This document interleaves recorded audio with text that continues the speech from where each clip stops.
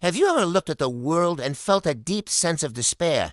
Everywhere you turn, there's another headline, another story of conflict, of division, of people turning against one another. It feels like we're living in a broken world, doesn't it? The screen flashes with images of anger, of shouting matches that escalate into something more, of streets that were once peaceful now filled with chaos and violence. The noise is deafening. A constant barrage of negativity that can leave you feeling small, powerless, and utterly alone. It's easy to get lost in the darkness, to believe that this is all there is, that the light has gone out for good. We see families torn apart, friendships shattered, and communities fractured by mistrust. It's a relentless cycle that seems to have no end, pulling everyone into its vortex of destruction. You start to wonder, is there any hope left? Is there anyone who can stand against this tide of despair? Amidst all this turmoil, we see a lone figure. His name is Noah. He's not in the middle of the fighting. He's not adding his voice to the chorus of rage. He's standing apart, a solitary silhouette against a sky heavy with the smoke and sorrow of the world. His face isn't filled with hatred or fear, but with something else entirely. It's a quiet resolve, a deep contemplation. He looks up, not at the chaos around him, but towards the heavens, as if searching for an answer, a sign, a glimmer of hope that others have long since stopped looking for, in a world screaming with fury. His silence is profound. It's the silence of someone who sees beyond the immediate conflict, someone who believes that even in the deepest darkness, a new dawn is possible. What does he see up there? What is he waiting for? While everyone else is busy fighting the battles of today, Noah seems to be preparing for the war for tomorrow, for the future of a world that has forgotten how to hope. This world wasn't always like this. There was a time before the shadows grew so long, a time of balance and harmony. But something shifted. A poison seeped into the heart of everything, a creeping corruption that twisted what was good and turned brother against brother. It started small, a whisper of doubt, a seed of greed, but it grew into a monstrous force that consumed everything in its path.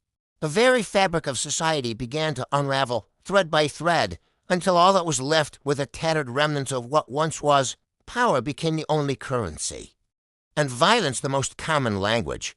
Trust became a liability, and compassion a weakness to be exploited. People forgot the art of creation and perfected the science of destruction. This is the world Noah was born into, a world groaning under the weight of its own brokenness. But understanding how we got here is the first step to finding a way out. The darkness has a history, and its roots run deep. Noah is different. While others are consumed by the fight for survival, for dominance, for a bigger piece of a decaying pie, he seeks something more. He's not a king, a general, or a politician.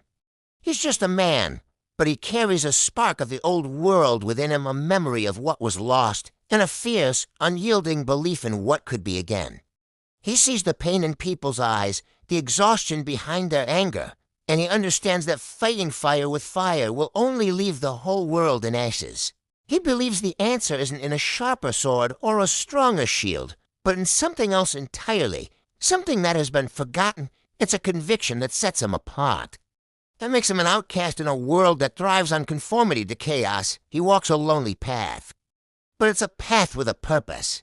He is looking for the key to unlock the future, to heal the wounds of the present by rediscovering the wisdom of the past. The sky Noah is looking at is not empty. It holds a promise, a prophecy, a calling that only he seems to hear. It speaks of a great flood, not a water, but of a cleansing fire that will wash away the corruption and test the hearts of all who remain. It's a terrifying prospect, but for Noah, it's also a sign of hope. It means an end to the endless cycle of violence and the beginning of something new. He has been chosen, not to be a savior who fights battles for others, but to be a guide, a builder, an architect for humanity's soul. His mission is to gather the seeds of the future, the stories, the knowledge, the love, the very essence of what makes life worth living, and protect them from the coming storm. He must build a vessel, not of wood and nails, but of faith and courage, strong enough to carry the dream of a new world through the darkest of nights. This is Noah's burden and his destiny. The world is broken. The storm is coming, but one man stands ready, looking to the sky, preparing to build the future. Thank you for watching. Don't forget to like, subscribe, and hit the notification bell to follow Noah's journey.